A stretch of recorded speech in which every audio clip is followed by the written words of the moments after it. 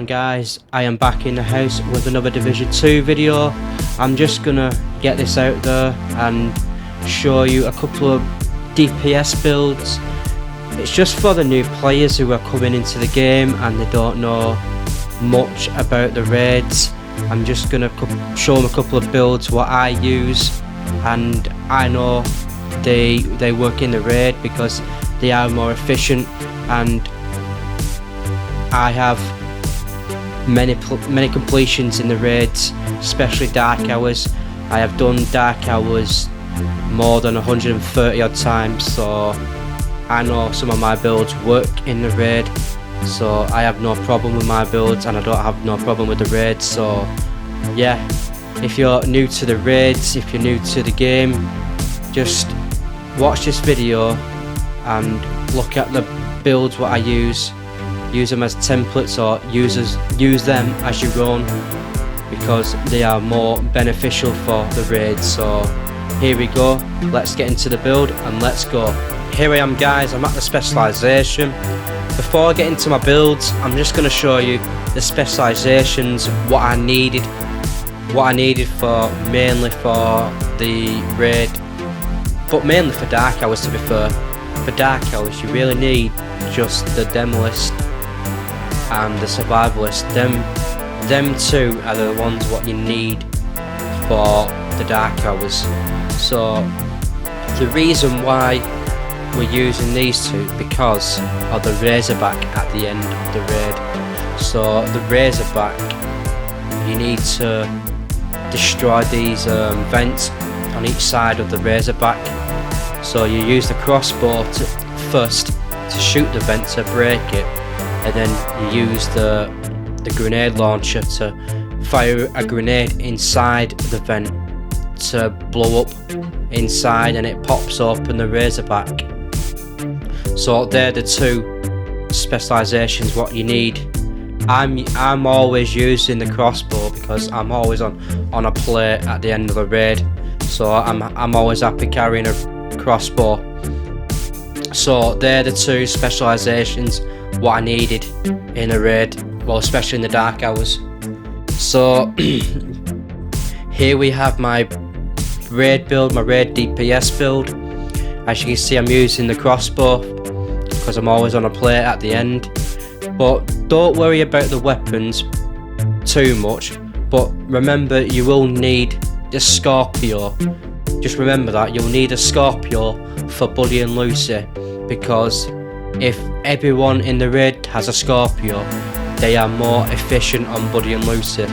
But on your first weapon you can use whatever you want, but I'm always using the FAL because I think the FAL is the more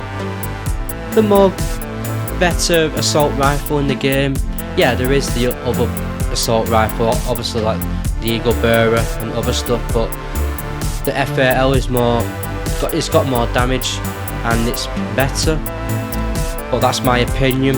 So I'm using the FAL with assault rifle damage, health damage, damage to armor, max rolls, and it's got Optimist on the talent. So Optimist's weapon damage is increased by 3% for every 10% ammo missing from the magazine. So you just get more weapon damage. So as you can see on my build, it's all red. There's no other colour but red into my builds, into the DPS builds. So obviously I'm using the Coyote's mask, triple God rolled mod. So that's what I'd use anyway. But I'm using 3 pieces of Providence defense. So I've got the backpack, gloves, and the chest plate, and I've got a Seska holster and a group of Sambra knee pads. So on the 3 pieces of Providence defense, you're getting 15% headshot damage, 10% crit hit chance, 15% crit hit damage. On the Seska you get 10% crit hit chance. On the Grupo you get 15% crit hit damage. So everything, like I've said before, everything on my builds are all red. This is God Roll. This is a God Roll backpack with weapon damage, critic chance, critic damage with a critic damage mod, and my talent is Adrenaline Rush. Whenever you are within 10 meters of an enemy, you gain 20% bonus armor, and it stacks for 3 times. So when I get near enemies, I get 20% bonus armor. And then this is where my chest plate comes into place, because I've got the talent Intimidate, whilst you have bonus armor. Your weapon damage is amplified by 35% within 10 meters. So the Adrenaline Rush and Intimidate are bouncing off each other. So whilst Intimidate is active, whilst Adrenaline Rush is active, it'll activate Intimidate. So that's where I get my weapon damage extra as well. So on the gloves, triple God Roll. On my Seska, triple God Roll. On my knee pads, on my Grupo Samba knee pads, triple God Roll. Everything on my DPS build is triple God Roll and a God Roll mods on them. So that's pretty much it what I use. But when I'm in the raid as well, here's the skills what I think is beneficial. But the hive is a need. You always need a reviver hive, just in case you go down. You don't have to worry about your teammates to pick you up. You've got your reviver hive and it'll get you up. But in some areas you'll probably need something extra to put out more damage, like I've got the drone, or you can use the turret. But as long as you can distract the NPCs, just try and get them down as quick as you can. Just you try and use anything as possible what will slow the NPCs down, and you can just shoot them down very fast. Well, that's pretty much it. So there's the build. Here's the stats for my build. Well, on this build, here is 60% critic chance and 198 on critic damage. So 60% of critic chance is a must. It's a must for the raids. You need at least 60%. You want at least over 100, or I say over 150% on critic damage, but I've got 198 on my build because it's took me a lot to grind for my build, and I put the effort into my build, and it took me ages to get it all maxed up, but hard work pays off.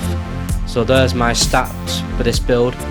So I'm going to show you my second build, but my second build, it's not as optimized as my first build, but this second build is a must as well.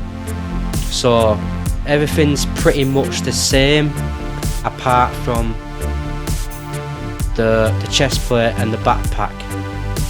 Everything else is the same, as you can see.